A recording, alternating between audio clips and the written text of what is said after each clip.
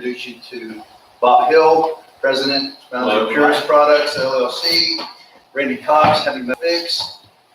These gentlemen have been kind enough to come in and do an overview of the Pureous products, which I think talked with all of you about how we can utilize them not only within the fire retardant industry, but also within commercial cleaners and different products for the commercial marketplace. So again, thank you for coming. I'm going to turn it over to Bob Hill and let him crank it up.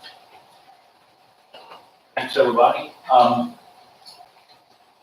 make this very informal, and stop me, ask me any questions you like. We sort of have several disciplines in the room, so we can get much more detail on specific use as needed. But for this, we'll kind of go into something kind of general, I guess. We'll give the general approach. Randy's an engineer. He keeps me sane, and he does run our heavy metal division, but he's actually head of all our technology. He's a guy that we'll want to talk to if you've got some ideas or questions or new applications. Randy would be your guy. So I'll start off with this PowerPoint.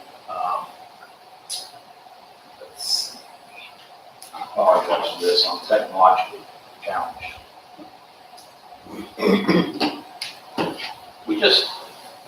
Our credo really is we kind of want to leave a place a little better than we found it. My background is I'm an economist, I'm not a chemist. I can't spell chemistry, I've never taken a chemistry class in my life. And I kind of lucked into it. For some reason, it comes kind of easy to me, and I'm not sure why or how. Again, Randy's a scientist and an engineer, and we've got chemists and actually use it.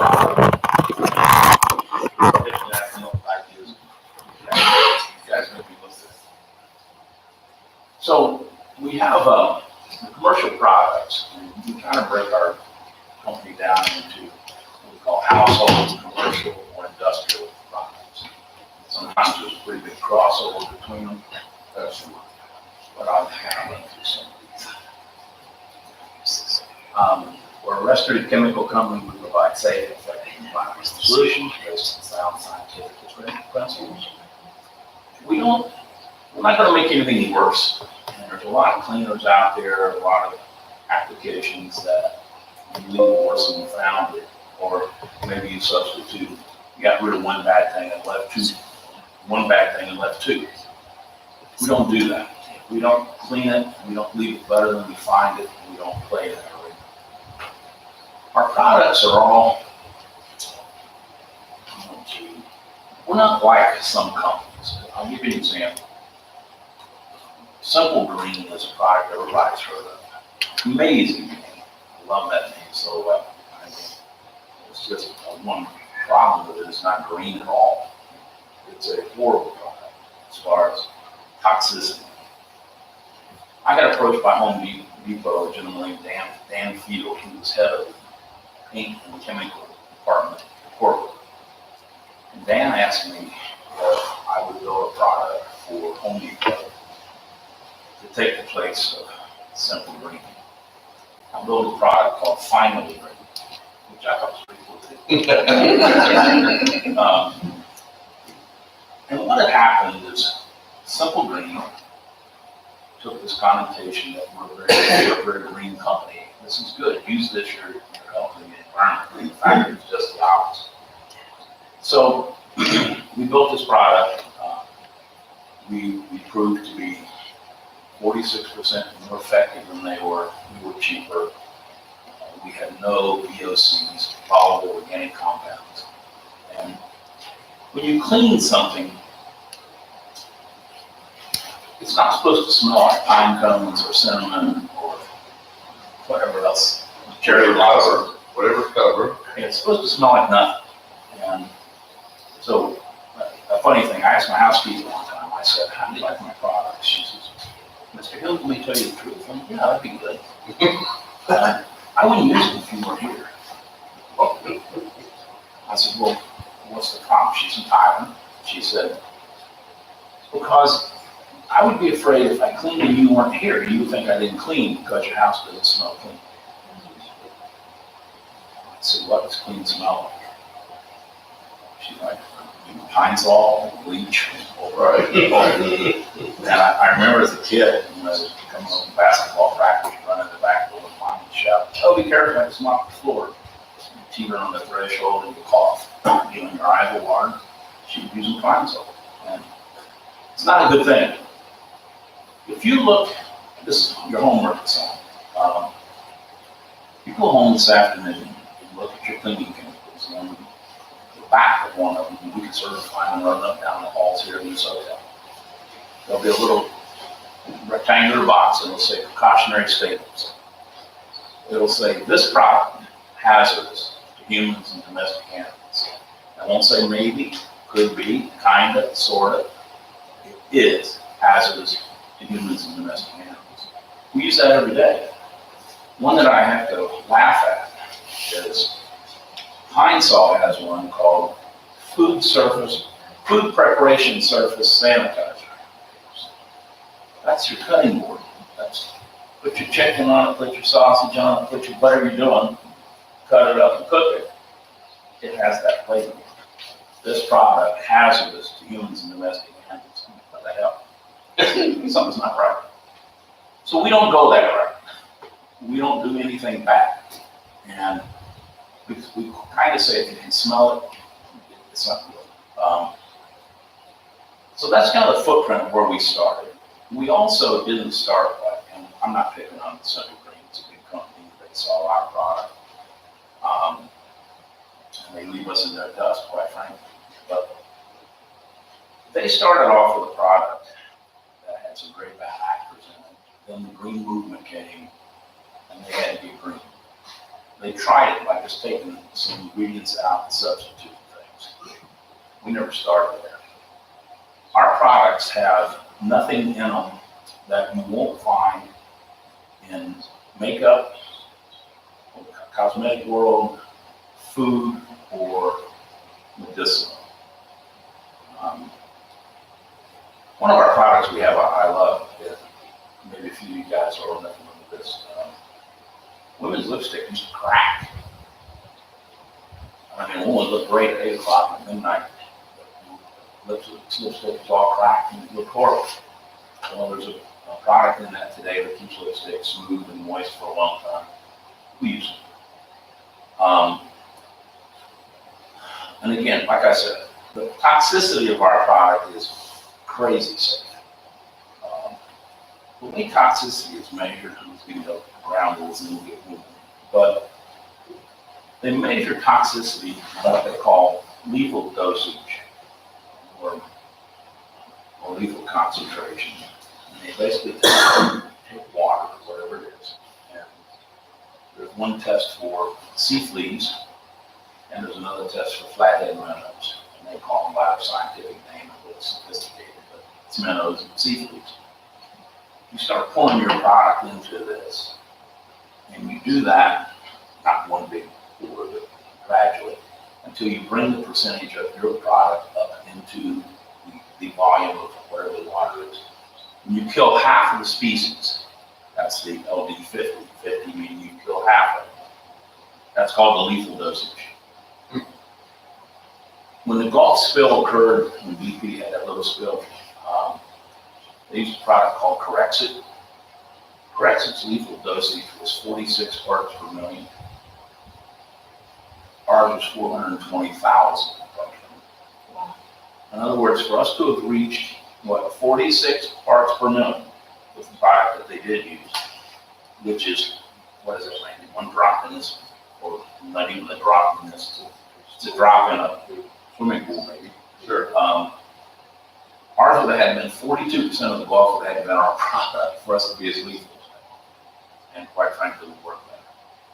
So we're very, very safe. We started from the ground up engineering our product to be safe. We didn't have to stop halfway, take something out, and try to find a replacement. So that's why our products work so well.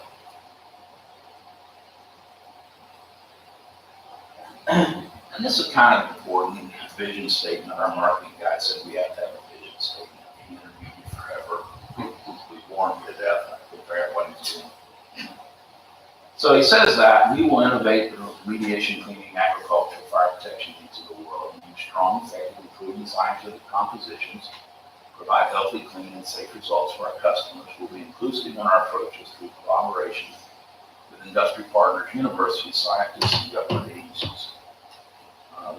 We're renowned for, we're a very prideful group. We like what we have. And we think we have a great team. We're really hoping everyone in this room becomes part of that extended team. We learn when people use our products and come back to us and say, yeah, but, or what if, or could we use it over here? That's how we grow. So we welcome that. Unfortunately, with corporate culture, we have to sometimes prioritize where we go, but we listen to everything that we hear back.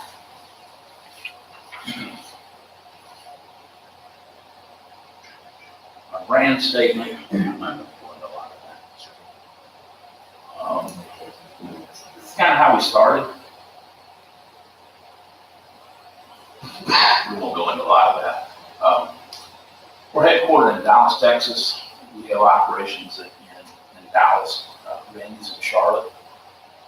Bridget, if you talk to Bridget, she's she's actually head of production and kind of my right hand. She's in Denver. Larry Waterman is in the Dallas area, our legal counsel is in the Dallas area. We have a small manufacturing, really more of a warehouse facility in Dallas. And most of our manufacturing is done in Kentucky. We're working a lot with a laboratory in Lexington. So we can almost call that an office now. We're there so much. It's Elemental Analysis Inc. They were very instrumental in helping us with some things. They've done a lot of work with the CAR, University of Kentucky, CAR, this is testing. Yeah. That's the remediation. I'll tell you a little funny story there, and I'm bouncing around a little, and I apologize for that. We'll steer you back in, Bob. Please keep me on the phone. I went into elemental analysis, and I met with these people. So they did some analysis for them, and I thought I should fly up and see them. And I'm sitting there, sitting at a table like this, and I'm talking to their PhDs. They're talking way over my head. And this guy walks in, and he sits down to the table, and he sits down, and he acts like he owns the place. And he introduced himself, and just keep going. And so I'm talking, and he says, how do I invest in this? This wasn't an investment meeting, this was a scientific meeting. I kind of, I guess, rudely ignored him. And I kept asking questions, and he said, how do I do it? And so, long story short, he does own the place. He's the owner of the lab, and he and I became very, very good friends. And so you can't invest in it. Since your laboratory's done our testing, no, you can't be biased. Right. But when I go there, I stay at his home, and he's very intrigued by what we're doing. Randy and their lead chemist have developed much more than a professional relationship. They're good friends, and they really keep us in the right track. So anyway, we manufacture our product with a company called Camco. Camco's in northern Kentucky, or since I'm an Ohio boy, I call that southern Ohio. And it's a great location for us. They have unbelievable capacity. We used to blend our own product in our own facility. We do have plans to do that again, but with the regulation, the quality control, the ISO 9000, the ISO 11000, government controls, regulations are just prohibited unless you're tremendous one. Camco has the ability, they're under secrecy agreements with us, and I want to say they have 64 shipping authorities. That gives you an idea how big they are. They do a lot of stuff for Procter & Gamble, but we're one of their favorite customers. We do have plans to bring everything under one roof again. And we're probably the one that doing that. We'll start chasing that hard again after the first year. We have the capacity to literally make millions of gallons. And what we make at Camco is what we call super concentrate. And then typically it can be diluted downstream lots. We're bidding a job right now. Matter of fact, the bid came over today in Nigeria. Our partners in this are the King of Nigeria and the Crown Prince of Saudi Arabia. We got a couple pretty good partners. Can't see how the King of Nigeria can bid on a Nigerian project, but it's all up and up there. We feel pretty optimistic we may get this. But again, their concern was how much can you make, how much product can you get it to us? And this would be the largest oil cleanup currently underway in the world today. And we could make the product, everything they need, they think it's for 30 years. And we think with our technology, this is an example of our product, but they think it's going to take 30 years to clean it up. I think we could clean up in 2. If we went in to do the whole thing, I think we could clean up and be gone in 2 years. But they're talking about the old methodology and ours. You know, when it's at the Apple Card financing the projects. Yeah. So now, sometimes Randy's bidding a job over in Virginia. And that's a 27-year project or 27. And basically, this is about remediation. The word remediation is really a misnomer. There aren't very many remediation companies. There's lots of excavators. And remediation kind of started, the gas station started leaking, and they switched from leaded to unleaded. And so you had to go out and pick up all the gas tanks. Remember everywhere you looked, there was a gas tank, a fiberglass tank in there. That's when remediation started. And it's not remediation. They dig it up and they haul it somewhere else. That's like, this is a rattlesnake. I pick it up and I put it over here. It's still a rattlesnake. And if you get around it, it'll bite you. We don't do that with things we fix. We take a rattlesnake and we turn it into a garter snake. It's not going to hurt you anymore. And it's not going to come back. We alter it like an molecular level. And we do that through all of our products. We do that through our cleaning products. We do that through our remediation products. The reactions are similar. And so we're trying to make a general presentation and talk about these 3 different levels or 3 areas of marketability. A lot of the principles are the same. So, and back to Nigeria for a second. This is in the millions and millions and millions of gallons of oil and then spilled. And it's like 8 years old, been litigation forever. It's a nightmare. Basically, Shell had a 5 or 6 foot diameter pipeline, and tribes tapped into it to get their own refinery. They were just building little stills. Y'all know a little bit about stills in this part of the world. So that's how they were refining. Okay, I'm from this part of the world myself, so I know about stills. They made a hell of a mess. They got oil everywhere. Some of it's as deep as 45 feet. But basically what they're looking at is coming in, stripping all the vegetation off, then skimming all the oil off the water, then trying to pump the water out where you can. And you can't because you're pumping this thing called the Atlantic Ocean. And then try to clean it up. They're trying to dig 45 foot deep in the middle of the swamp. We don't do it like that. We come in and we inject our straws, or injection points, and pressurize it, spray our product, and you're done. It's that simple. There isn't, there's no rebuilding, there's no replanting, there's none of that stuff when we're finished. Simply by treating the soil side, it will bubble up and clean the water. So our process is very oversimplified, but we can do, and when I say 3 years, I'm really planning on bringing that stuff. possibly do it in a year. The problem you run into, the problem that you will run into, the problem Randy's running into, Randy did the same thing in Virginia. Probably the leading competitor there, the leading bidder is Waste Management.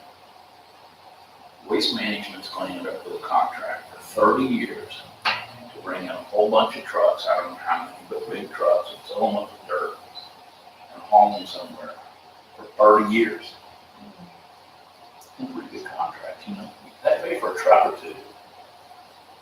I'm not sure we're popular when we come in and say, we're not going to haul anything off, so we don't need your trucks. And we're going to fix what they're hauling off against this rattlesnake. They're just moving it over here.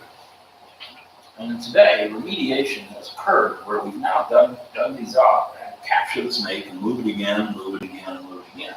As population moves out, we have to fix it again. And I use the term snake because we understand a rattlesnake can bite you and hurt you. These chemicals are quiet. They don't rattle, they don't sneak up on you. They're just there, and they will hurt you a lot. Just this week, a new study came out that's linking dementia to air pollution. How crazy is that? It's something we've thought forever. We think, and it's being proved by others, that using our products, like our cleaners as an example, should get rid of autism, greatly reduce autism, asthma. When I was going to school, there might be one kid I can remember my whole career that had a puffer. Today, every kid has a puffer. And I mean, as many kids have puffers as have cell phones. Autism in this country today is 1 out of every 58 males born has autism. 5-10 years ago, the stat was 1 out of 600. So this is getting worse and worse and worse. Let's cause it. John Travolta's wife, Kelly Preston. If you remember, I don't know his son's name. They had a son that had Down syndrome, had some issue, and I think died down in the Bahamas. But she insisted forever that that's because of their affluent lifestyle, that they lived on golf courses and they were spraying pesticides and constantly fertilizing. And she said that's what happened to her son. She's probably correct.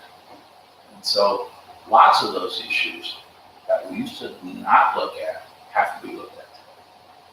Another thing that we consider is our government has been really good to go out and do studies about what's safe, what's a safe drinking water level or detection level, or how much of this is okay and won't screw you up.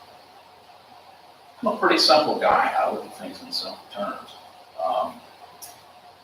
If I say the safe drinking limit for KIP is 2 shots of tequila, or You don't know me. I say safe limit, or 4 beers, or have a bottle of wine. Okay.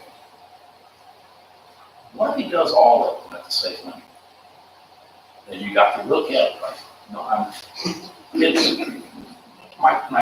my point is, what if you're getting these chemicals in a cocktail effect at minimal acceptable levels, but you're getting all of them? Well, there's been a study done, and there's never been a study done. There's been 2 studies done.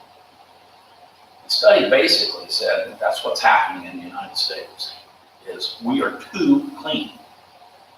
And when you go in and you start testing the what's called VOC meter, volatile organic compound meter, you take it in a room and it'll go off like a Geiger counter.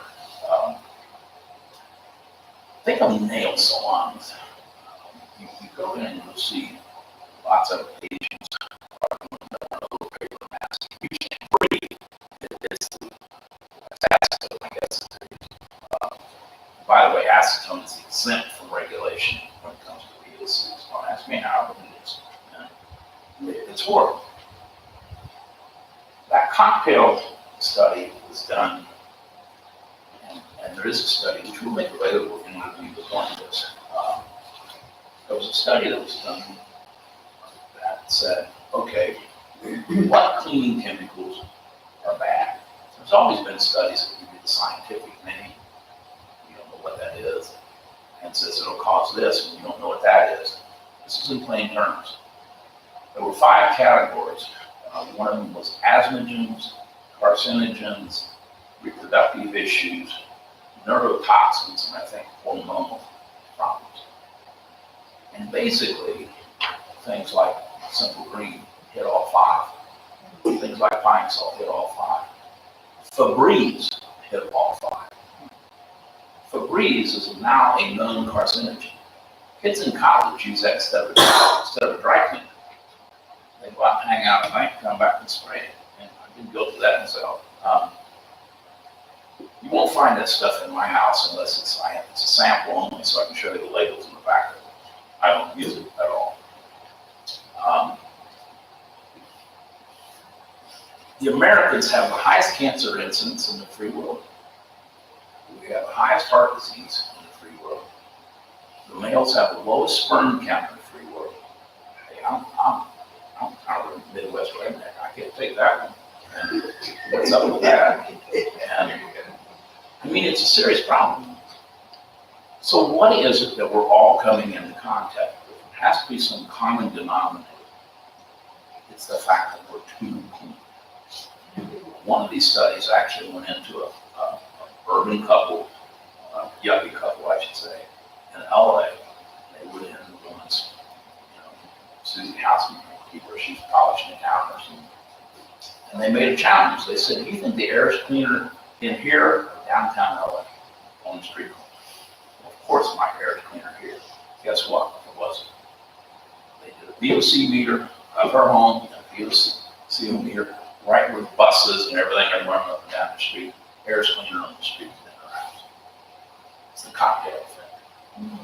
This is an educational thing that we have to teach. And again, we've been brainwashed to think that we put these little strips of things in our dryer, our clothes smell mountain fresh. By the way, those are very bad things too. And so we got to kind of get back to basics. So our products have none of that stuff in them. Our remediation chemicals don't. I'm talking about ones that lock up heavy metal or dissolve oil spills or kill odor and mildew, or something that you're cleaning your stainless steel refrigerator. None of our products have bad stuff. And so, really important. It's a foundation, it's a mission statement, we're gonna make it better. Another good thing is that if you've been using these horrible products and you start using our products, we'll not only be a better product, but we'll get rid of the harm that they're leaving. This carpet would be a good example. This carpet looks relatively clean. If we sampled this carpet, you would find stuff in it you don't even think about. Our product would get rid of that and we'll clean. So, a little bit about our background, I suppose. This shows you kind of what our plans are. And this is all very fluid. It moves in different directions. Can you see that?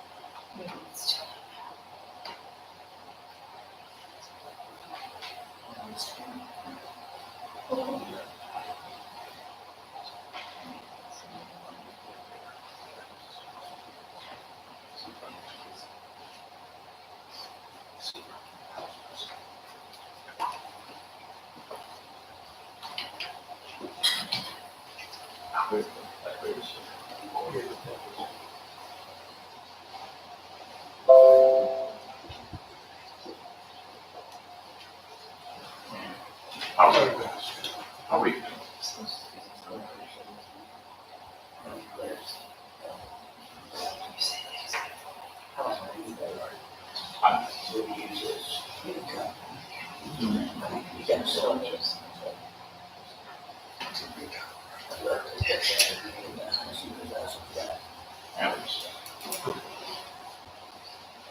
Anyway, I'll read these things. It's hard for me to read from here. We have restaurants can use our products, hotels can use our products, hospitals, airlines, maintenance, carpet cleaning, drain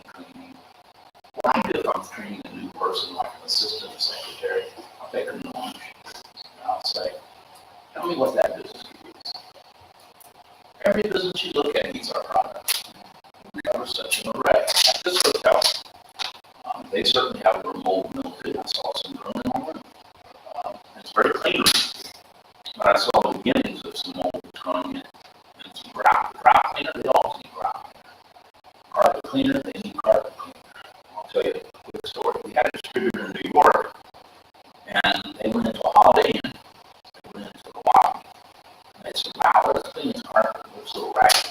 I said, Holiday Inn was just here, and I have to replace this carpet or I'm going to lose my flag. I can't get a Holiday Inn. We're going to have to pay 90 grand. Whoa. So they called me and said, what do we do? And I said, well, why don't you just tell the guy, go and clean like a 10-foot by 10-foot section. So they went over and cleaned a 10-foot by 10-foot section. They canceled the new carpet and left, saved them $90,000. That's pretty impressive. You can do that. So certainly hotels need the product. We have products that virtually can handle all of your cleaning needs.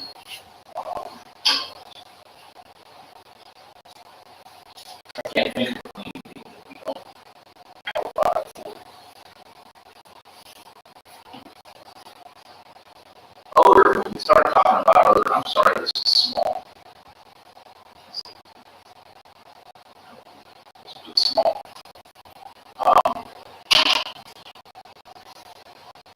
We're working with Smithfield Farms, and I think everybody knows the biggest poo-poo standards. Anything you can imagine. But we can make that not stink. We can neutralize a scent of skunk in 6 seconds. If that would have been a great demo for us to do here. What do you think of that next time? The odor. How I typically, I'm sorry I can't carry this stuff with me when I fly, but how I typically show the odor product is I will take a paper towel like this and I'll spray it with this little bottle that says simulated cat urine. And I'll pass it around. And they're about whoa. Then I'll take a spray bottle, I'll spray it, and I'll talk, and I'll wait for 6 seconds, and I'll pass it back around, and it's gone. And it's gone permanently. Laboratory tests say we will neutralize the scent of skunk in 6 seconds. And I always get this question, where do you get that? I thought you order our products. No. Where do you get simulated cat urine? Right. I always tell him Randy he squeezes the cats back to the lab. Randy's the cat squeeze. But it's pretty amazing. I utilized it on milk in a trunk that had been spilled. Oh, that's in nice. 100-degree weather. Yeah, that gets pretty raunchy. And of course, it was my wife's car. And so. Of course, it was her fault. I'm not throwing blame, man. You met my wife on it. But it said all weekend. Oh, but it was us. We just parked the car that weekend. She drove around for a year. We used Febreze.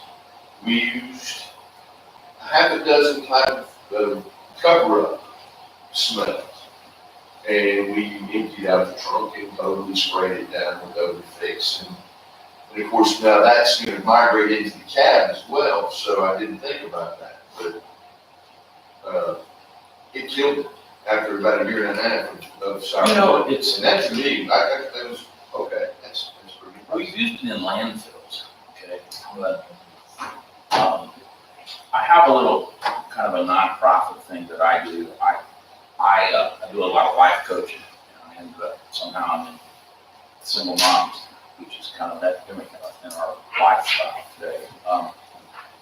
So I sell this product called No Stinky. No Stinky is, there's a website actually called NoStinkyProducts.com. And it's a carpet cleaner and a doggy deodorizer. It's unreal. And what I do is I take this product and I spray it on a cloth. I call my puppy over and I wipe my dog down. And it's not like when you've been out in a skunk. It's when you smell like a dog. They smell that little doggy smell. You just wipe them down. It's a little dog deodorant. But the same product, we'll get rid of skunk. We have a tremendous amount of product lines that we haven't launched, products we've developed. I have one of them called Doggy Doo Remover. And if you come to my house and I have a dog and I say, let's go out back so we'll have a beer. Well, if I live in Dallas and it's 110 degrees, and you got a fresh doggy poo over there, that smells pretty well. I could say, Randy, you mind wiping off the table? And while he's doing that, I could take this bottle and bowl and spray that. Before he's finished, that odor's gone. I mean, completely gone. I've used this in the zoo on elephant poo-poo, which is pretty nasty. The odor product is just phenomenal. It's going to be used anywhere. I also used it I was down in McAllen on a little sign several years ago, and a friend, the girl who used to work for me, her father sold semi-trucks. And we were sitting in Pureous, and one night, I said, so what's a truck? What's it like when you get a 10-year-old semi you're trying to resell? They're pretty funky inside, it's one shot. And I said, so what's the difference in value between when it's been smoked in and not smoked in? He said, about $5. I said, do you have any nasty ones on the lot? He said, we just got one. And I went down, took a gallon of our product, and it was pretty funky. And McDonald's French fries over here, this has sleeper and all this stuff in it, and some guy smoked cigars. Think of the odd couple. Yeah, it was pretty nasty. We got a couple yard boys to come over and showed them what to do. And they basically just cleaned the upholstery, cleaned everything in it. He later sold it as a non-smoking, completely refreshing. So that's really important. Get rid of that kind of. It will work on if you've had a fire. And let's say you have a fire in the attic and it's charred a bunch of stuff, but not enough that they're going to replace it. It'll neutralize it. Go up and spray it, it'll get rid of that.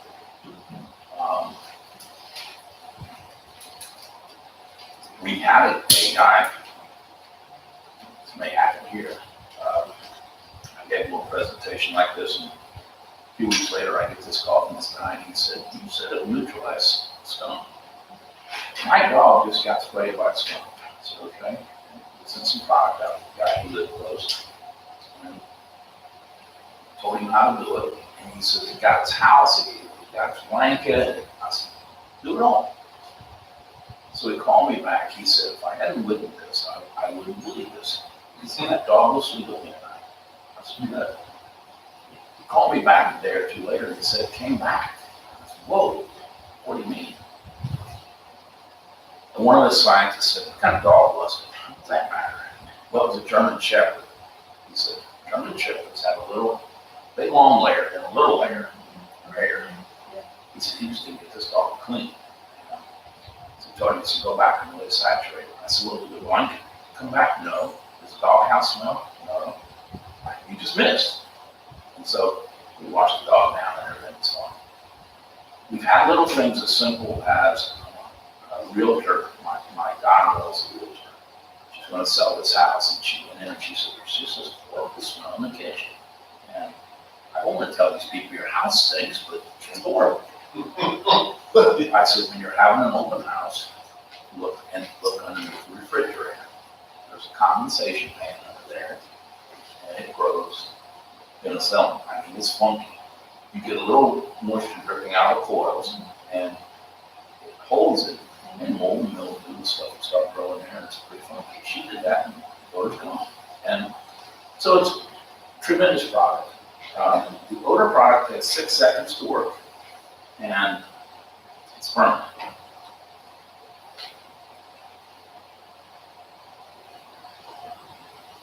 This is so small, I can't use this myself. Let me ask you something. Sorry. Let me ask you something real quick, because this is something was asking me, is there any remaining smell at all with the odor fixer? Is it just basically a negation of all smells? Smells like water. Okay. So no extra type of smell that goes with it. When a friend of mine owned a pub, little college bar. Excuse me, the guys are a little nasty. You give them a few drinks and they can't get the urinal. And you go in, and what's horrible about that is you end up tracking it back out into the restaurant or out into the bank or out into the department store or wherever it is. And so there's got to be a way. Yeah.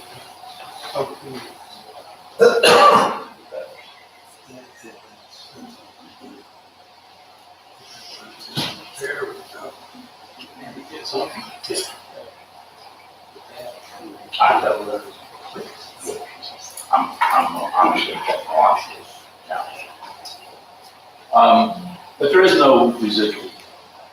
Again, there's no volatile organic compounds. California has this thing called Prop 65. In California, we kind of moan and groan about it a lot, but they're really kind of on top of it.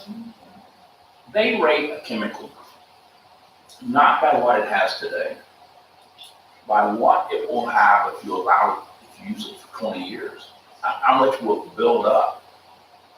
And well, all the manufacturers just die. That's not fair. Actually, it is fair. Because we're subjected to that as it builds up. So they call it Prop 65 issues. We have 0 Prop 65 issues. If you can sell in California, you can sell it here. California basically, they started with a new fire retardant rule, and they had to stop it because basically you would not have been able to buy a mattress or any kind of furniture or any draperies. California would have been bare and been sleeping in water mattresses. We were doing some testing in Simmons and Serta, and all the big mattress guys were down there just had mattresses everywhere you look. And they had to actually relax it. We honestly think we are the answer. We do think we can go back and fit their more stringent requirements, but we haven't done it yet. I saw fish processing, which is kind of interesting. We did some work with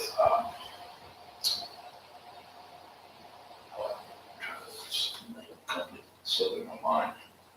They make most of the refrigeration units. If you go into Kroger's or Walmart or wherever it is, and you see the refrigerated cases, you'll see Hussman and 5 or 6 other brands.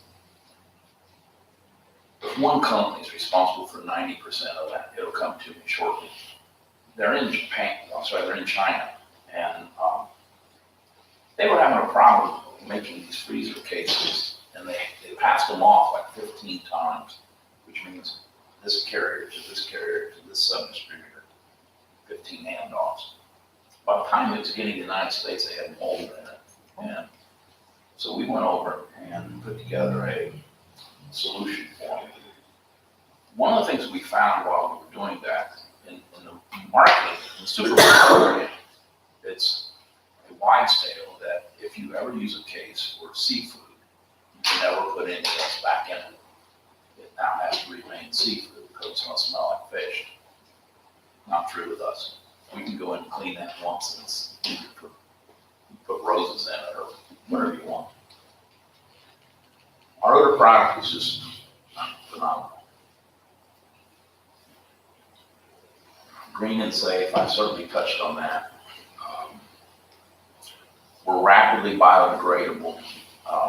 We're non-hazardous. We can be discharged into the sanitary sewer. We manufacture this in what we call a zero discharge facility, which means even in our manufacturing process, we don't add anything bad to the environment. We reuse the water. If we have any water that's used in making our product, we just put it right in the next batch. We don't put it down the drain. These are some pretty interesting things. Key successes. Testing accomplished at Argonne National Labs. Testing accomplished at Elemental Analysis. That's our friends now in Lexington. Accomplished at Maxim Labs, Waypoint, and Bioaquatics. Bioaquatics is probably top toxicity lab in the country. They happen to be about 10 or 12 miles from my house, which helps. They're the ones that gave us our LD50, LC50 test, or what we call our toxicity analysis. And I'll tell you a quick story on this. Don't do this at home. My grandson was about 10 or 12, and I was getting ready to come up to Ohio. They live up around Kings Island, and I was getting ready to come home. And since father-in-law's coming, she's got to clean, right? So Katie's cleaning carpets and all that stuff to get ready for my arrival. I guess Jake, my grandson, got up one morning early. Katie had been cleaning carpets at night. Of course, she's using our product. She drove the measuring cup out. And she left some of our product in the measuring cup. She's mixing it, putting it in her carpet extractor. Well, Jake gets up and wants to move me. Not the most ambitious kid. He didn't pour it out and rinse it out. He just added some more to it. And used our product to make his oatmeal. His mom gets up. She called me with a panic. Oh my God, he used that. He drank it. He probably drank half a cup. And I said, we'll put Jake on the phone. I said, Jake, you feel all right? Yeah. I said, feel bad at all? No. He said, it's the best oatmeal I ever had. And the bottom line is our product has some salts in it. We use a sodium soda.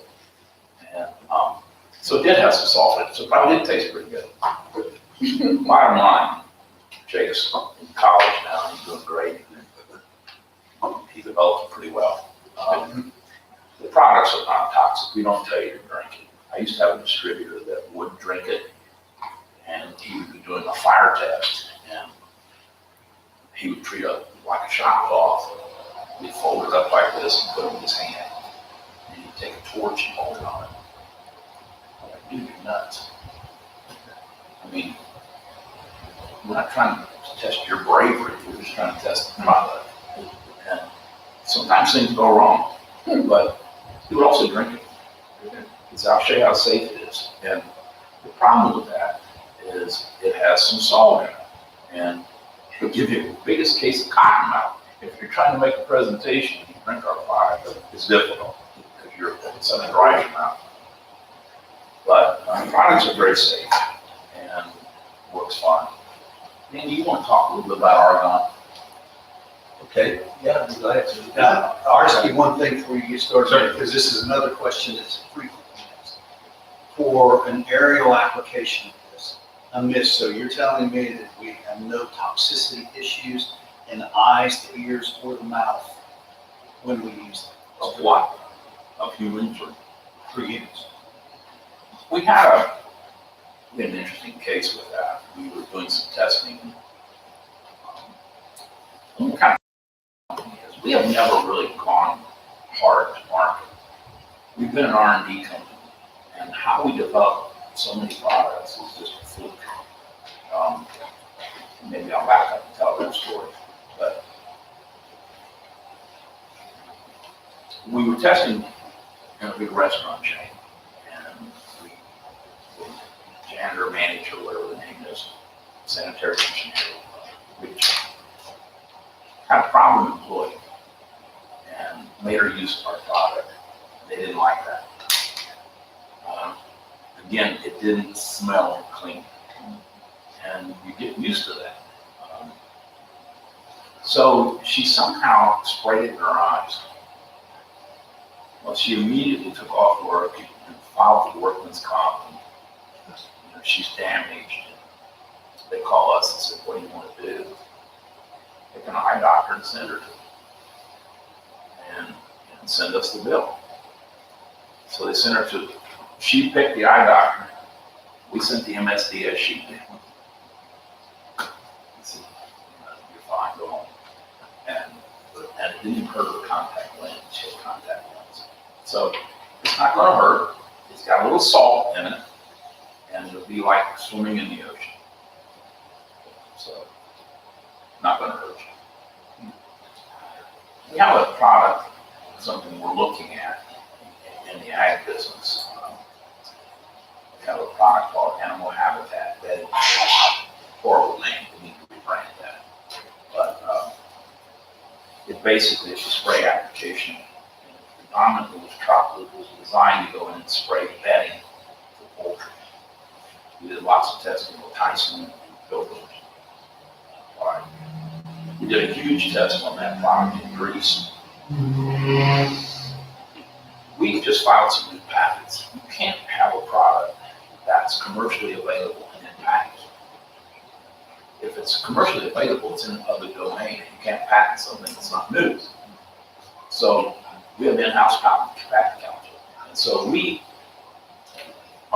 all our products are covered by patents, but we're also trying to get more and better and more specific patents. So we're very careful how we market and where we market. You are allowed to market under patent laws if you're sending it out because you hope to glean data and use it in your patents. So we did this big test in Greece, and we went into a poultry processor there. And don't quote me on all these numbers, but we have to test it out. But it said, the bottom line, we increased their net income by 28%. It's after the expense of our product, the whole 9 yards. We increased the poundage of the birds. We got rid of antibiotics and again, ammonia, urine, causes upper respiratory infections. So upper respiratory infections need antibiotics. It's a vicious cycle. And there's a big thing in animals called feed conversion rate. How many pounds of feed put a pound on this cow? Well, you can put a pound on this cow for a pound and a half of feed. That's better than 2 pounds of feed, right? And so we improved feed conversion significantly. We increased mortality, and we saved them 28%. Increased their bottom line by 28%. So Is that increase or decrease? Decreased. Increased their rates. Yeah. And we and it was significant. I think the numbers are huge. We're in the middle of doing a study right now at Smithfield, and we're trying to get rid of their hog weeds. And of course, the floods that just happened and the hurricane, that stuff got all washed out. I can't tell you how funky this is. It's not good. And the fly ash ponds and stuff that get washed out, there's horrible stuff. And so we're trying to kind of educate the world a little bit on what we have. Ironically, treating with our product is cheaper than what they're conventionally doing. It's just, let's go back to that trucking thing. If you take a 30-year trucking contract away from somebody and say we can do the same thing in 3 years or 2 years, it has an economic effect to them. We have to go in and explain to them, we'll get you so much more cleaned up that you won't lose money, you'll make money, you'll be more efficient. But it's a process. It's a training process. Yeah, some of the photos that came out of Hurricane Florence are just staggering. Of course, one of the biggest issues is Duke Energy. Randy lives in Charlotte. It is the Duke Energy is very much like TVA for the folks in Tennessee, Kentucky. And what they had was Florence flooded the Sutton plant, which is over around Wilmington. And there are photos right now that show the discharge from that into the Cape Fear River, which was already highly contaminated in the first place with many compound toxins. So it's been very concerning to most. So, but the thing, talking about hogs, especially about the hog farms, the animal farm operations, we've got a wonderful product there. It's just like Bob said, you have lawsuits right now in North Carolina that are just staggering. It's up to about $500 million of lawsuits against Smithfield Farms. And our product eliminates every one of the issues that are being brought up as a litigation against it. So, it makes sense.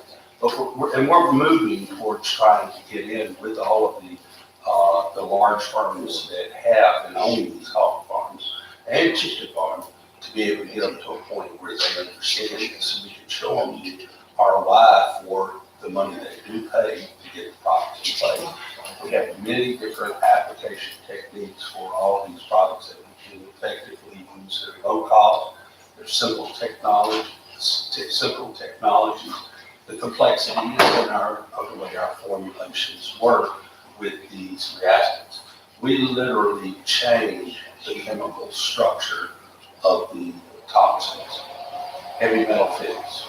We always talked about you can take a glass of water, heat it, so the cells does it, right? I can say, I'm going to tell you now that you take a glass of clear water, put a lethal dose of arsenic in it, put our product in, mix it, drink it, no effect. Now, Don't try that at home. don't try that at home, we always warn you that, but that truly happens.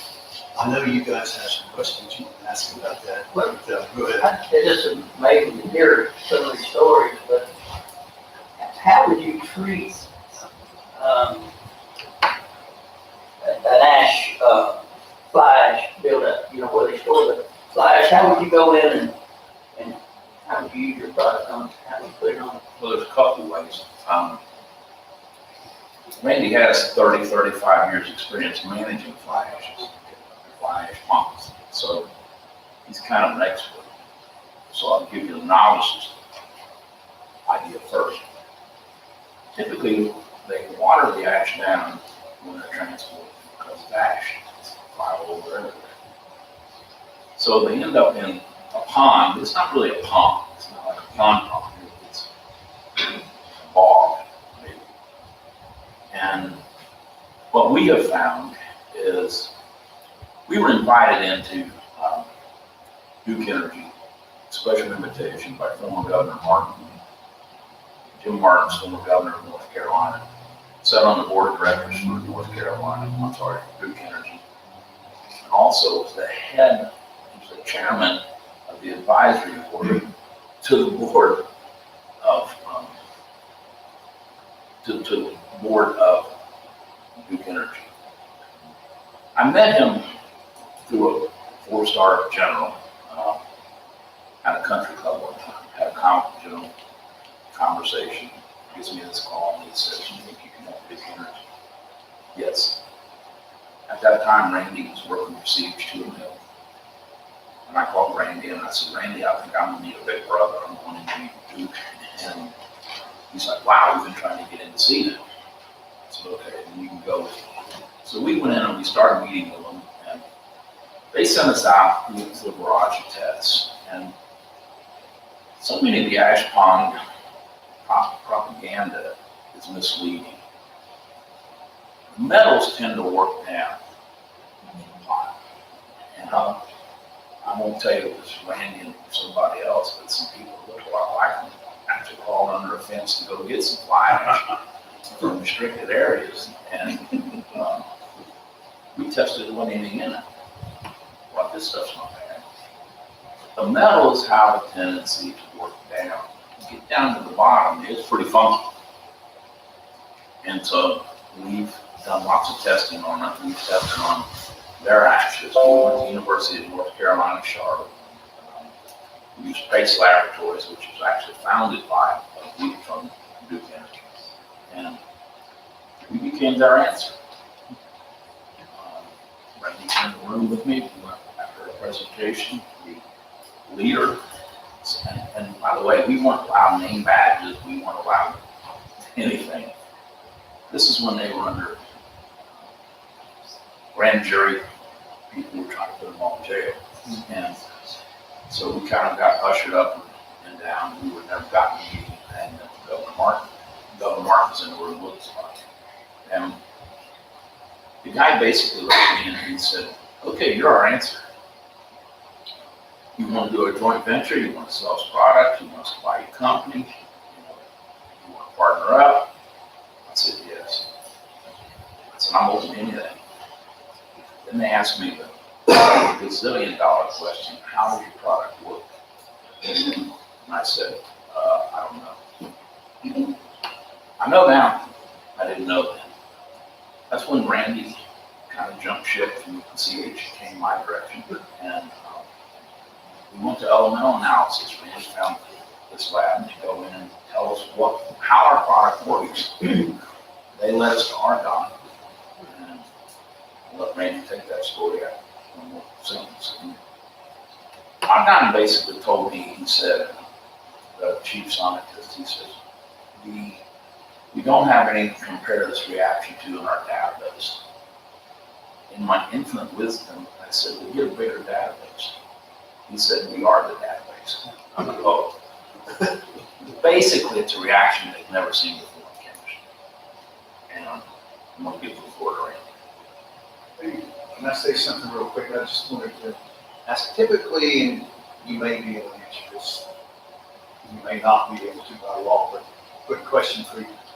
As far as local government oversight of those issues, does that fall to you guys within a local government, like for example, City of Clinton, or do you guys interact with the heavy metal and the ash issues out here on a government basis? It's turned to the government, the state, that, in those places when an issue comes up like that. So you basically just refer to. Yeah, we actually have a place in Clinton where they dumped tons and tons of fly ash and made a beautiful field out of it. It's 55 acres. And they're wanting to make a park out of it, and some people are concerned about, Sure. What's underneath the topsoil. That's actually very interesting, because Randy, I'm sure, can go into great detail on, over in Asheville, where they had done reclamation, stuff like that. And that's what I was kind of wanting to discuss. I don't know if you ever dealt with the Bull Run stuff, or if that was outside of your I never did have to deal with that. But I will tell you this, there was an ash spill in Kingston. I don't know if you've ever heard of Kingston, Tennessee. Absolutely. Okay. Millions and millions of tons are happening, tons of fly ashes covered the area.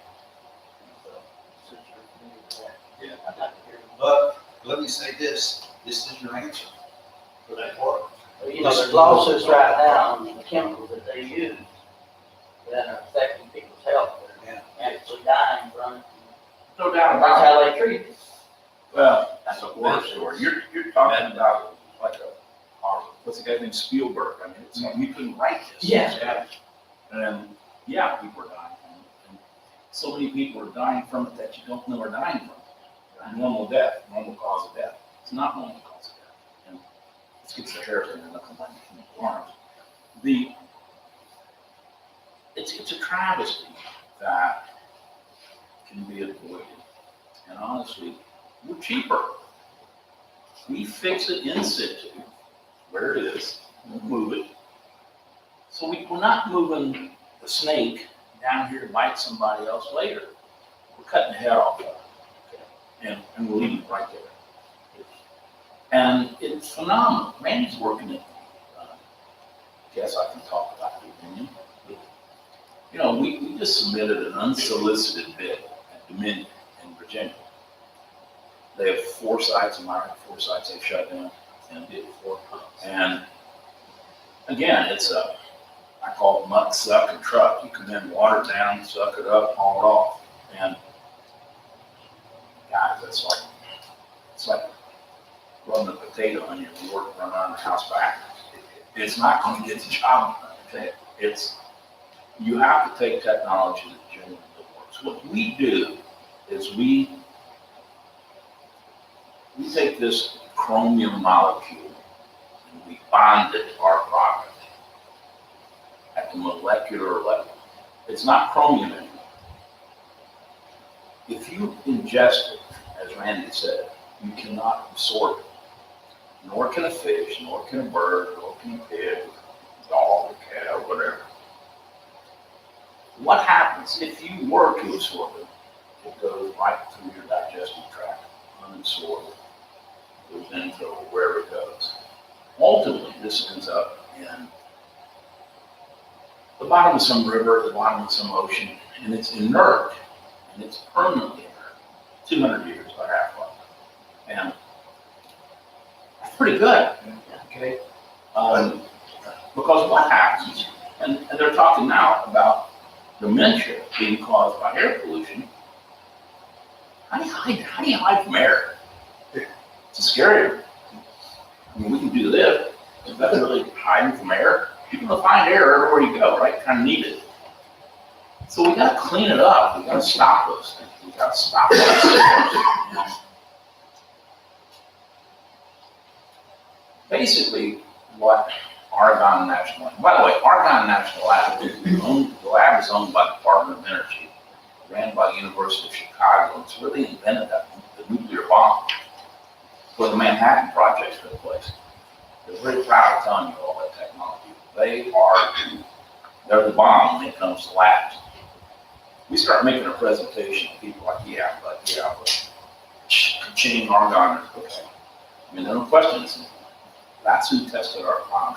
That's who determined what our reaction is. And we've blown them away. I get calls from Argonne Laboratory once every 10, 12 days. When are you coming back? We want to do some more tests. We want to work with you. When are you coming back? We got a little sideways with them because they wanted our technology. They said, well, if you develop anything, we get a royalty-free lifetime use. Child, please. I'll go to Canada. I don't need you. I'll go to Spain. They actually they went so far as to bring their legal counsel in. And they've given us an exemption that they said they've never given to anyone before. That's how important what we have is, and they understand. But we gotta be careful. And so, Randy's developed a tremendous going forward test avenue. It's not to prove our concept. We've done all that. It's to improve some application stuff. I know we can make what we have even better, more economical. But there is no questions, 100% of the time, we will make it dirt. It's a big statement. And so if we had an ash pond, the way we approach that, it's our solution, the way it works is it has to come in contact with the tops, the heavy metal element. we have to touch it. And so in ash ponds, a lot of times the materials are bound up out of that. And in the process of leaching the elements out, that's just through rain, normal rain, and there's bottom stuff. The very top of the ash ponds have very low concentrations of metal. In the process of leaching is where the rainwater runs over and washes off some of the material, just like sandstone, until you get down to the elements, and then it becomes entrained in the water. And the water continues to flow down into along with the metal, and it settles to the very bottom of the ash pond. Some of these ash ponds are 120 feet deep. So we have to get in contact with them. There's a couple of ways to do it. One of the ways that's probably the most effective, first you will stop the contamination from migrating out. So you want to treat the water. Everything that comes off that ash pond is treated. And just like with the hawk, you treat it right at the source, and then whatever happens downstream is inert. It's not harmful to man or animal. So we have to get down to the bottom of the ash pond, and there's several ways to do it. And one of probably the most effective ways would be to take an alder cast type grid, maybe a 60-inch diameter or a 10-foot diameter, and they have it. And these are used for soil stabilization. They just have injection ports constructed within the tip of the alder. And so as you're down there, you're just penetrating into the material, you're injecting. And when it comes in contact, the reaction takes place, and it's settled at that point, right? At that point. Our reaction is instantaneous. And so the other way, of course, is as the case is in Lexington, up in the Virginia, is that they want the ash. The legislation has already directed them to move the material. So they're going to move 27 million cubic yards. So it's a lot of material, and that's where AECOM did the engineering assessment. folks said it's gonna take 30 years to get the material. Well, additionally, the route that they're gonna move it over is gonna look like Pompeii. I mean, you can't keep ash from not getting loose. And so you're gonna be spreading it, and there's no need for that. So, but we advocate, for them, we've advocated a new process. And what we're doing is we're extracting out the valuable minerals and materials that are in the ash. Kim was in here just a moment ago. He proposed that we take out the cenospheres, which is materials with a glassy sphere. Actually, Jasper's a specialist in synthetic. Oh, really? Okay. Well, good. So, so we developed a process, so we do that. We can take out the cenospheres. It's about 3%. 3% of 27 million is a lot, you know. And the values are pretty handsome. Coal, there's unburned carbon in coal ash because of the efficiency of boilers. A lot of times they don't burn off the coal. So what we're going to do is we're going to extract the coal that's still that's in there. That has commercial value. We're going to extract the rare earth elements, the precious metals, the things that have value, and then we put that into the environment in a productive way. We still use arsenic, lead, mercury, in a lot of our electronics and chemical. We use lots of chromium, although it's evil. We use lots of chromium. Can you use your product on mercury and uranium as well, Clem?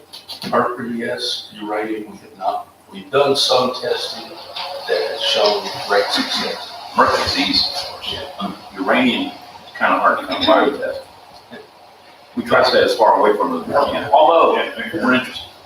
Well, and Bob had some testing done here years ago, and it was a radiation, and we don't know, we haven't been able to go back and actually find those test results, but our product did react with constituents that were also contained in the radiation.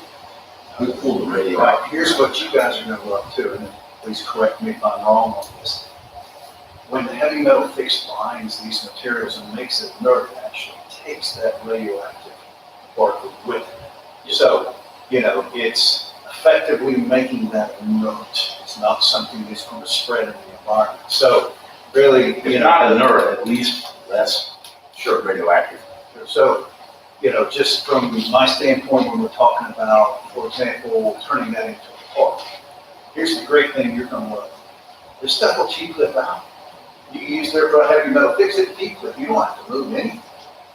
You got automatic land ready to go. Yeah, what Randy was talking about, the machine he was talking about. Basically, if this is your fly ash pit, you gotta pour our product in and stir it up till you contact. It's like making a cake. If you don't mix the flour up, you take a bite and you get unbaked flour. That's not a good thing. You just gotta touch it. And whatever process, whatever mechanical process it takes to do that, like there's different equipment, depending on depth, you can just inject it. You can use injection machines. And now that all depends on the porosity, the perk rates, all that kind of stuff is important, but those are just field engineering things that can be handled. The bottom line is we will lock up those metals. And the important thing too, with the existing ash pond is that it's the groundwater. And when you talk about fly ash, the contamination, it's the water, it's the groundwater. It's everything that our nature, our environment depends on to be sustained by. So the important thing is to treat those so that, just like you said, the glass of arsenic, we want to be able to not have any human harmful effects that come from that. So, but that's where we work best. And we're doing incredible job. Yes. So returning back to the cenosphere issue, because you look at clovers. Yes. Now, does that get rid of all the iron oxides to these cenospheres? Because you're talking about incorporating the oxygen down in the basically. Well, it's a special process that we have extract the sinisters as well as the unburned carbon. And another process for removing some of the more valuable materials. But yes, when we react with iron oxide. It's very Is it, we take all of it out, or is there a certain percentage? It's a very high percentage. The coal actually no longer be considered toxic or harm. You know, now most of the utilities don't call it toxic, and so they classify it as a material of concern or hazardous material, but you know, they don't want it classified as toxic. But what we do is, in our processes, we treat all the residual materials after we process it and get the valuable commodities out. Then we treat it, and everything that's left is safe. And that expands your realm for utilization of those materials a millionfold. One of the things here, and I know it's in North Carolina, you can't use the coal ash or the CCRs, as they call them. You can't use those on road grading material. They're an excellent material. They work perfectly. Compact well. And so those are forbidden because of the leaching process of rain hitting them right off. So that's right. Jasper, what you're gonna see is, basically we're taking that bottom ash and removing that iron oxide from it and leaching that so it doesn't leach and bleed. So now, I know you've got significant experience working with concrete guys with the utilization of coal byproducts. So basically what they're doing now, they're removing the iron oxides, negating that so you can actually turn around and use that. And then it's gonna be the equivalent of 618, so you can use it as well. You should be able to. Yeah, you can. And one of the things we're looking at hard is beneficial reuse. Okay. There's an awful lot of it out there. They'll give it to you, take it. So if you can reuse it, it's a pretty good thing. We've got some ideas as well on how we can do that. This project we're talking about in Virginia is a first for us. And that's to take this technology to see if we can extract all these other valuable metals out of it. And we're confident we can do that. And we basically are bidding for them to do a pilot project to see and actually build a facility there for them. We can send that off on Friday, right? So it's pretty new, the ink's not dry on it. We don't know how it's going to see, but we think pretty well. But in a typical fly ash situation, what happens is you have a pond and the newer ones are lined and the older ones aren't.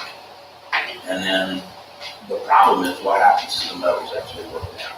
So they keep running and they get into the water supply. That's what the problem is. Our product will fix that as well. I mean, our product will follow the same route. We're going to go do that same water supply. We put a monitoring well downstream and it's high in chromium or whatever it is. That's our product, and it's through that. Our product's not going to hurt anything. We're going to clean that up. And so, with the same monitoring system, you have to do a bunch of new drilling to do it. The key thing with the fly ash is we might have to. What's wrong here? It is. This is the ash pit. You got an ash pile up like this. This rain causes it to wash down here for the water table. After it gets out of this, that's where the problem is. We don't care over here, really. I mean, to tell you kids don't play in the ash pit. But it does get out and has TVA's lost it. Who hasn't lost it? Hurricanes wash it out. I mean, it gets to us. And we don't want it airborne. We want this stuff locked up. So our product will fix this. And what Randy's talking about is it rains on this, it washes it down, it gets very concentrated in the bottom. All the samples that you get from the utility companies come from up here. And there's nothing in it. We found out ourselves. But down here, there is some stuff in it. And it's very mean what's in it. And let's just say you don't want to drink it. So we're trying to say, can we reclaim it, put it back to work? And if not, let's lock it up. And so our product will continue to get in here. We can drill this. We can just put these injections in here and inject them. Again, that's just an engineering task. What's the porosity? How much pressure? How much product? How far does it have to go? Once we come in contact with it, we'll get it. And you asked about what percent. I'm going to tell you, a molecule of chromium is a molecule of chromium. There aren't any super molecules. They're all the same. We work on one, we're going to work on all of them. Did we touch them all? That's the key. Did we touch it? And because we're not a magic wand, we can't do this. We have to actually come in contact with them. So this process of mixing the cake, if you will, we have to make sure it's thoroughly mixed. And that can be a machine like Randy's talking about. That could be a kind of a wet and dredging operation where you're using static mixers. It could be excavating and putting in a hammer mill, spraying it, putting it back in the pit. Many ways of mechanically applying our product. It just has to be done. But we're also looking at, there's 13 constituents of concern. Is that correct? Yeah, but it's, there's more that are now, Seven. Uranium, There's 7. thallium, but these are maybe radioactive realm, which that's where we're going very quickly. I throw it in there.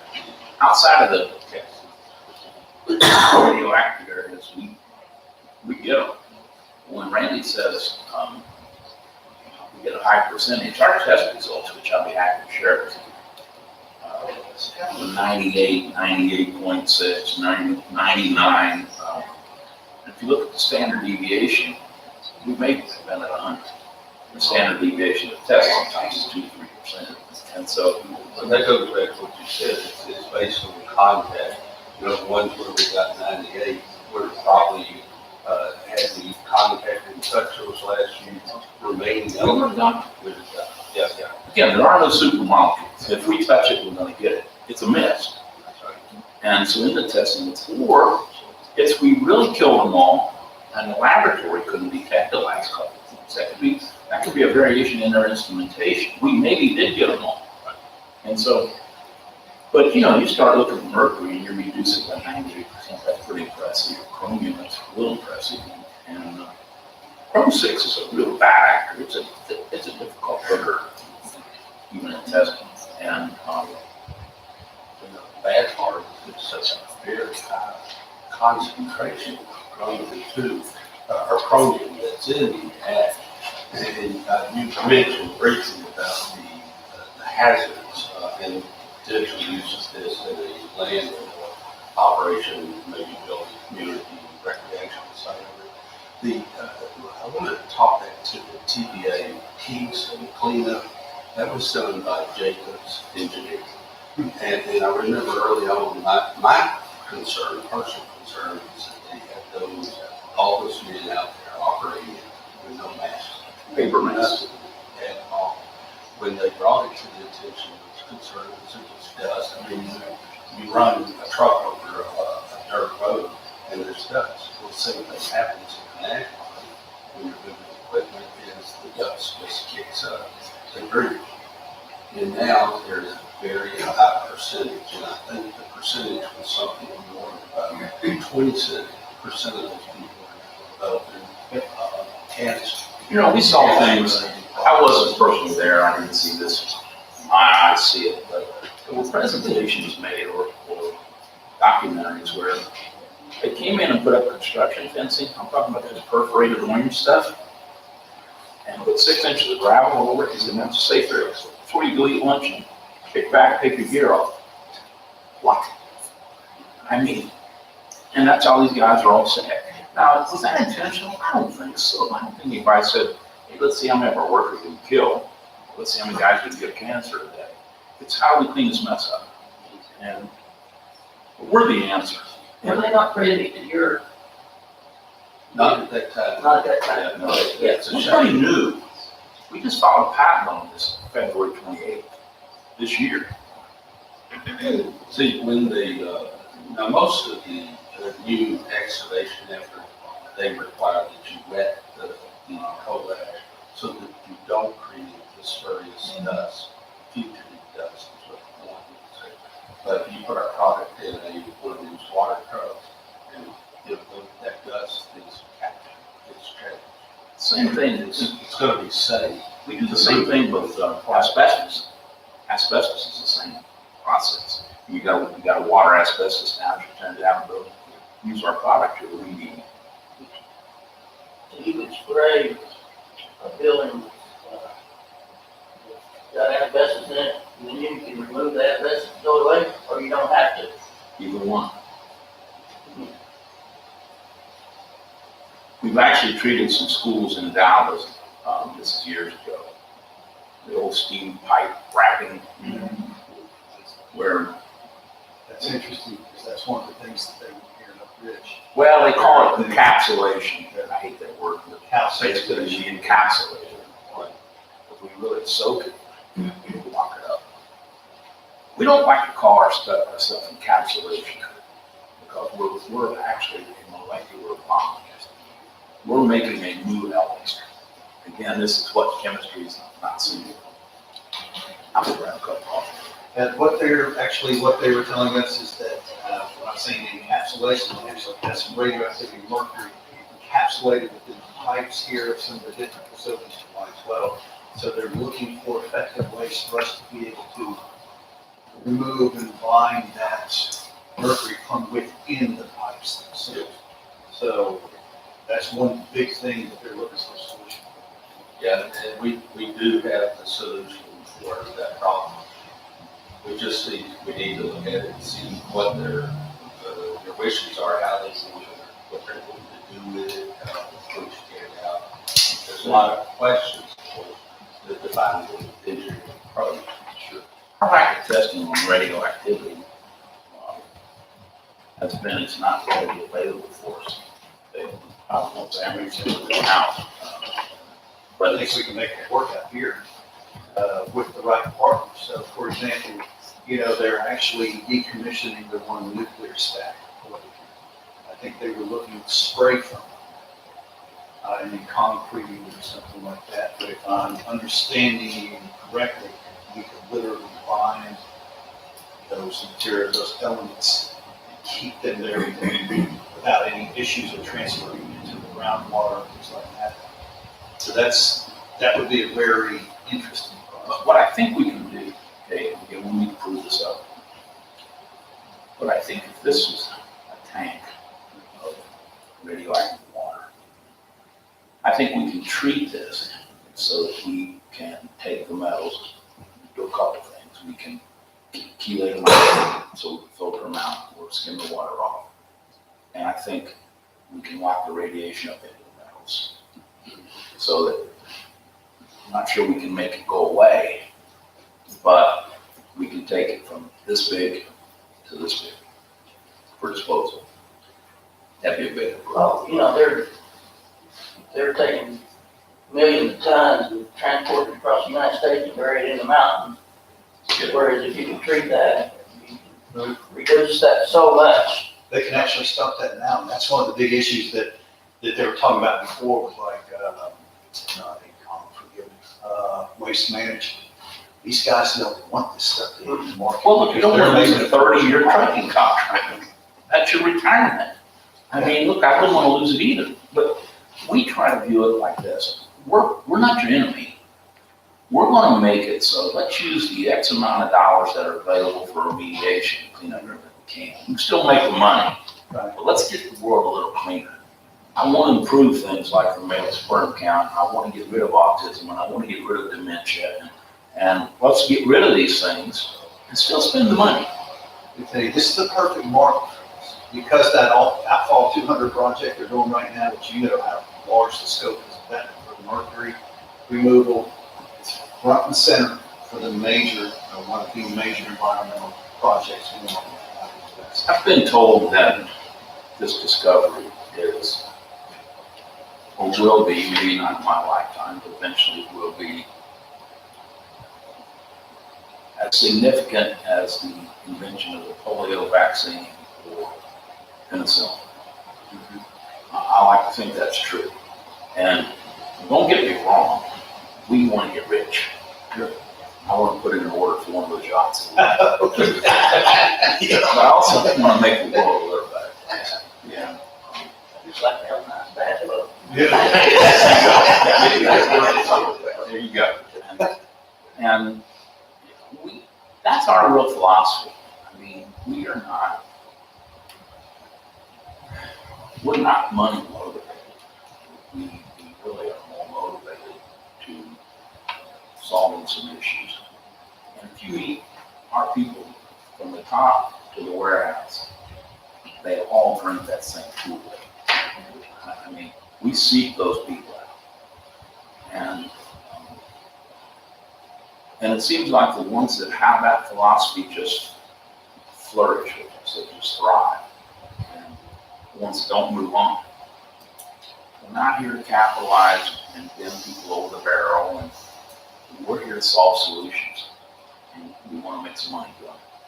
But when you start looking at our costs are typically cheaper, but when you consider moving the snake down here, it's still going to be a problem. Here's another thing to consider. I know we've kind of gotten off into one specialized arena here, but if you're a company and you're making some weird polymer in your process, and you're paying waste management $600 a ton to take it, and they put it in this licensed landfill. Well, those hazardous landfills are licensed by cubic yard. So they're volume, they're not toxicity, they're just volume. If they can't lock it up to a certain level, then they have to pour concrete over it, which I'm not sure what that does either. But that takes up more volume. They don't want stuff that takes up more volume. They only have so many cubic feet of volume. And so we have worked with some of these facilities. We're working with a group now that's newly licensed, without to be licensed place in New Mexico for stuff coming out of frack water. Go to a staging area and bring this stuff in, and let's use our product on it. Let's regrade it. I'm telling you, 80-90% of it you can put it in the municipal landfill. You get 600, move it over for 30, that's pretty good money, right? And so we're confident we can do that kind of stuff. You know, I think the logic of a lot of what we're trying to demonstrate in the world of remediation is that we want to reduce our carbon footprint too on this earth. And I think if you look at the idea of moving, just like the 27 million cubic yards over 30 years. That's a truck or two. Millions. That's a few gallons of diesel. It's actually more like 130 million trucks to do that. And that's inconceivable what it does, damage to the road and all that. And the way these permitted landfills are now constructed is they use HDPE. It's a plastic liner. It's flexible. You know, they can make a shape. There's one over in near Raleigh, North Carolina, and what they do is they just line this pit up, and then they weld the seams together, and to make sure that it's not, water will pass through. And when they put the material in, they wrap it over the top, and they seal the top off, so it's a bladder. That's all they're doing in these landfills is putting a bladder. It's a pool liner. But the life expectancy has been asked a lot of times, and they said, well, we don't really know. We found plastic in the ground that was over 50 years old. Well, that's pretty good. What happens in the 51st year when that material gets... Well, what do you think happens when you put flue gas residue or something acidic? What do you think happens as soon as it gets exposed to acid? You got a hole in it. Okay, and I love what they're doing because they recognize the problem, they're trying to fix it. You just think we have a better mousetrap. Yeah. And the issue that you run into, I mean, you guys know this very well. The issue you run into is these guys have already been contracts, so there's one specific project we're talking about that everybody in this room will know about. That's me. And what we were told was, well, we're sorry, we're making so much money on hauling the dirt that we don't want to fix it. You know, so we could be fixing one of the world's major ecological problems, but they don't want to because they make so much money hauling off the dirt. Well, when I left Duke Energy after our conversations, and I sought out, to find out how we work, they asked me, when you find out, give us first shot. We got this testing done, got our patents filed, and a couple companies made runs at our IP as well, trying to find out what we were doing to go around this, and we didn't like that. Maybe roadblock 2 of them at least. And so I went back to them and I said, okay, here's our testing. Their comment to me was, we're first name basis. Wow, we're signed off on it. I said, okay, but Tony, what are you doing? We're going to cap it. I said, do you think that, you think that's a solution? Well, Bob, we're signed off on it. I said, do you think that's a solution? Well, we're signed off. No, it's not the solution. And the solution just kind of, Florence just kind of brought it to our attention. It just washed away highways. It washed away chunks of things. What makes you think because it's below 6 inches of concrete, it's fixed? It's not. It's better, but it's not fixed. And so, and I get it. We're continuing to work that. But if you're legal counsel for this group and you're saying, we've worked hard, we spent millions of dollars, we avoided prison, everything else, we're done. Do we want to bring this Pureous company in and reopen this? Probably not. And now you could do it the proper way and come back and try to get all the positive PR with it. And again, we have Governor Martin, by the way, is registered as our lobbyist. They might use his name, he's retired, but he's our federal lobbyist. But we're going to get back to him and see if we try to backdoor it again. I don't know. I'm anxiously awaiting the outcome of Florence to see what, in fact, how much got washed out, how many. I heard them saying, we're prepared for the rain. Guys, nobody's prepared for 40 inches of rain. You're just not prepared for 40 inches of rain. You can't prepare Mother Nature if she's really angry. And so it's going to be totally interesting. I think we're going to see the same type of thing in the hall lagoons. Same thing in there. They have water. If they just gone and treated those ponds. Yeah, we try to get them to do that. It would make all the difference in the world. You're talking about E. coli, P. coli. You're talking about, again, metals. Hogs, they supplement their feed with zinc and copper because they're deficient. And so that it's got washed out. There was a lake up in North Carolina that was held out. Beautiful, best fish in Carolina. And one of Duke's lands leached salinity into the river. It wiped out the entire high-level population. Very high level. It came from the fluke system. And our materials treated it. And we get 100% of the salinity. So everywhere you look, we touch it in some way.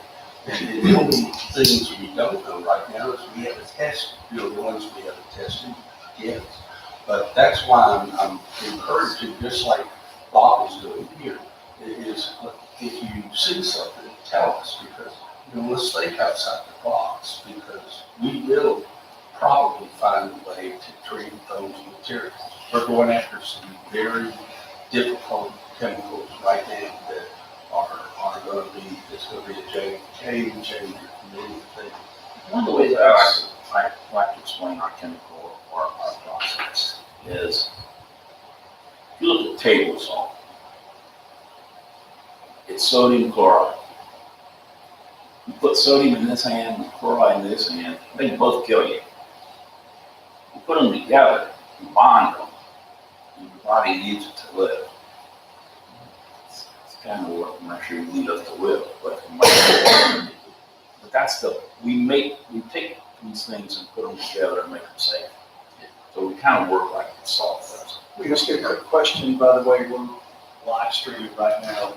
I think Mike had a question from India on some specific elements. How does it perform with nickel 59 and nickel 63?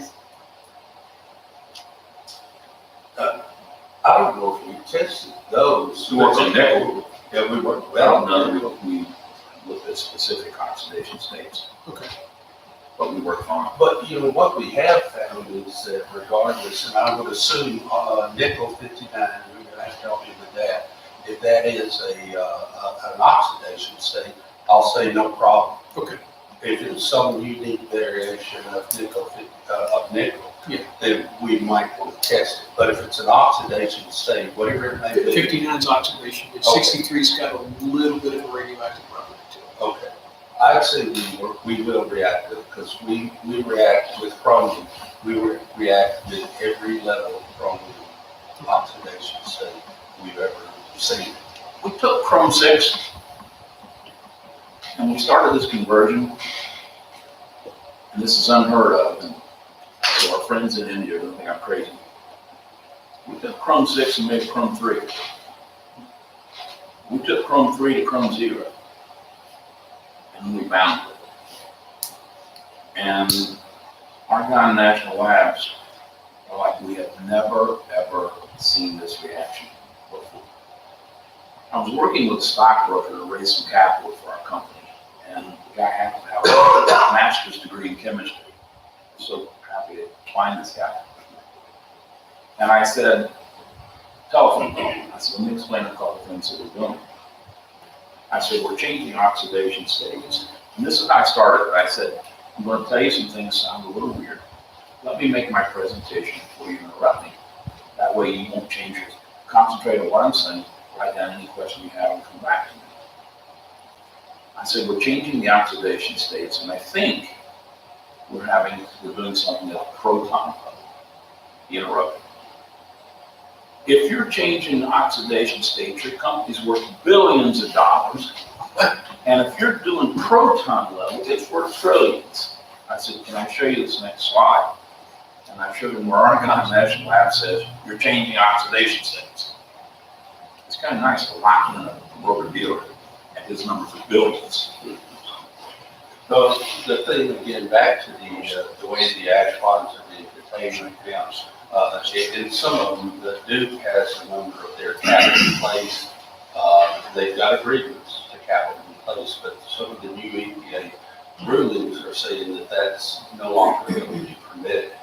Now, it depends on what is finally determined as to whether they'll actually make them go back and treat all of it. But what we do know is that Duke has problems with the waters coming off those abandoned ash ponds. I was down in Alabama just recently. There was an old plant that was built before I was born. And that plant right now is in the TPA system.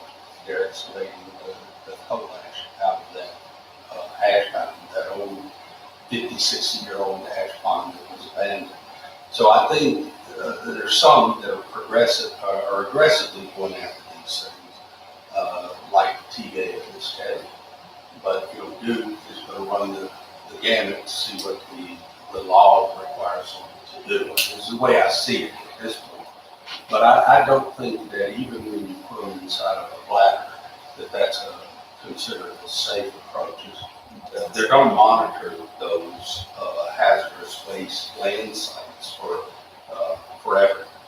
But I think just like what Bob was trying to convey here, is that we see a different way of doing it. Let's lock it up before we put it in there. We want to have double security, then let's bind it up, and if you still want to put it in the bladder, that's fine.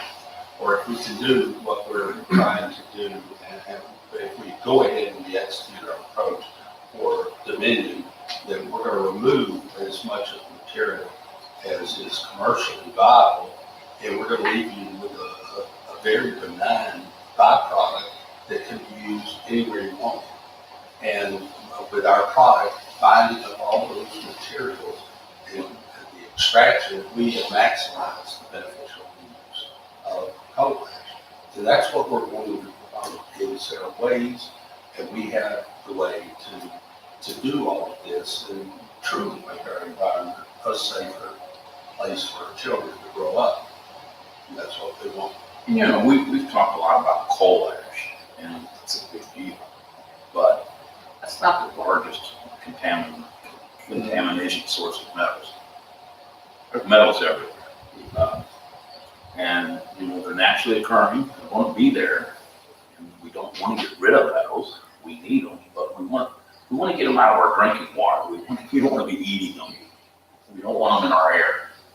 And so that's what we're trying to do. There was some more of the work that was done at Harvard. We did learn quite a bit up there. And what is occurring during the reaction phase of our product is that there is an exchange of components of our materials that tend to chemically bind with the toxins, and it changes the characteristics of those materials in such a way that they begin to gain weight, and they tend to drop out of an aqueous solution, which is good for those who want them completely gone. Now, given time, they will settle to the bottom, and then in the case of a river, then the Tennessee River is just loaded with these materials. It would take a long, long time to get in contact each of the cubic feet of water that's in there, but it would eventually remediate the stuff that's in the river right now. It would just settle at the bottom. But you got to stop it at the source. You got to get it before it gets into the river, which is, of course, what our objective is at the manufacturer. Right? Now, one of the products, hydrocarbon fix, which Bob had up on the board here, Argon also did a test for us, and they showed it was a common jet fuel material that the Department of Navy was most interested in. So every time we have a spillage or an air or a jet crash, then it says we've got a problem with the material. It's a kerosene type material is what it is. So they tested this, and we completely eliminated every component of jet fuel with our product, the hydrocarbon fix. What we do with oil is interesting. We start breaking complex chains, the complex hydrocarbon, and we start breaking it down into simple and simple. And you get down to straight line, and you start breaking that down to molecules, and you do that bond with the molecule. Under a high-powered microscope, what's the residual that's left is indistinguishable from 70% of the Earth's crust. We take oil to sink it. It's like you go the other way, I wouldn't be sitting here, I'd be on that yacht. But we go oil to sand, like good sand oil. And that's not an instantaneous process. It starts to work instantly. You can see it going to work instantly. But we get about 70% of the efficacy has occurred in 72 hours, and then up to 30 days of continued work.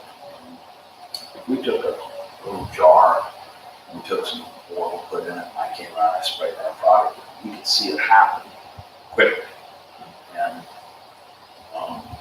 we actually will make that oil completely void of BTUs. It's not oil. I learned that the hard way. We were going to clean some stuff out of the bars and reclaim the fuel, the wasn't fuel. It wouldn't burn.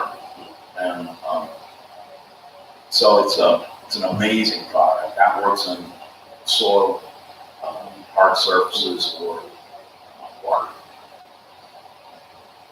We could have taken our product. I talked earlier about the toxicity of Pureous they used in the ball. Pureous was also owned by BP and Marathon. It was one of their products they used to clean it up.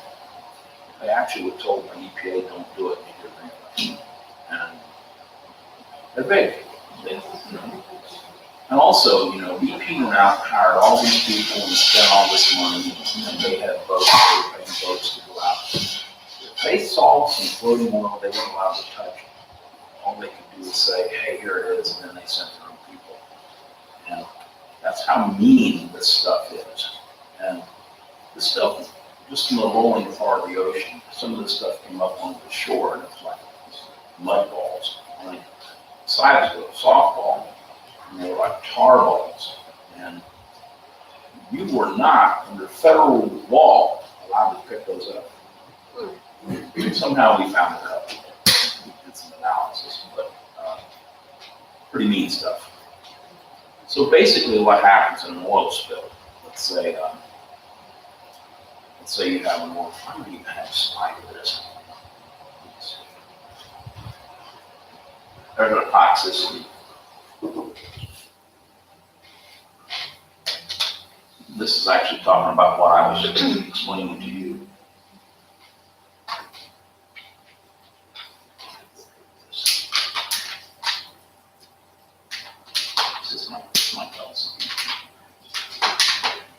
This is kind of what happens when we get into oil. We start breaking them down, complex to simpler.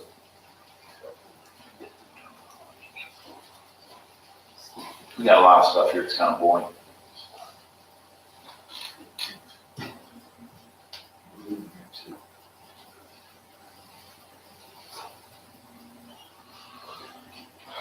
Well, guys, if you don't mind, would it be okay if we take a break and let's? We wouldn't be. Grab some to eat, would that be okay? This is let me do this Sure, more. please do. This is interesting. Outside our offices, this is a catering company, and I guess they blew an engine in the van, and they decided to change the engine out back. This is just a spill you're going to see every day, right? So we went out. That's stain number 1. This was stain number 2. And one of my people brought this to my attention, and that's Sergio's foot. Sergio's my main man. He went out and he sprayed this stuff. You can see he's just spraying it. And we sprayed it, and there's day 1. Wow. Day 2. That's amazing. 5 days later, it's gone. That is amazing.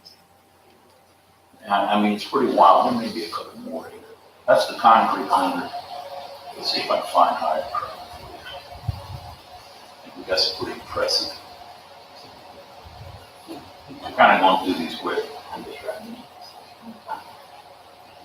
Now, you'll see a gallon jug in most of the slides here. That's representative of what the product, you know, for the smaller containers and what you can get. But we can deliver in tanker trucks, railroad cars, even shipping containers. We can transport these materials. So volume will not be a problem. Oh, I don't have hydrocarbons in this presentation.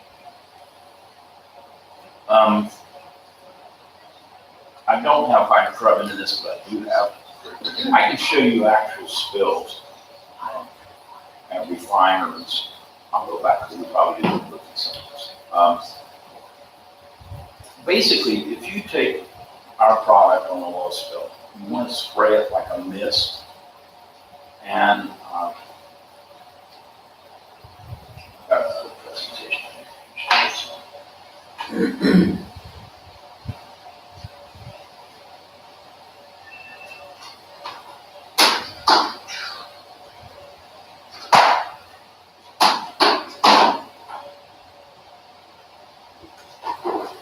You can actually take this product, go into an auto dealership where they have their maintenance department, clean the floors and the equipment, and eliminate all the oils and split and hazards. Absolutely. We've actually done slide efficiencies. We increased that. I believe.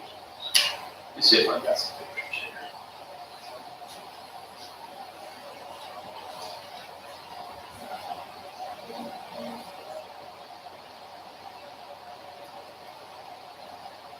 Why is that showing something different from what I have on the screen?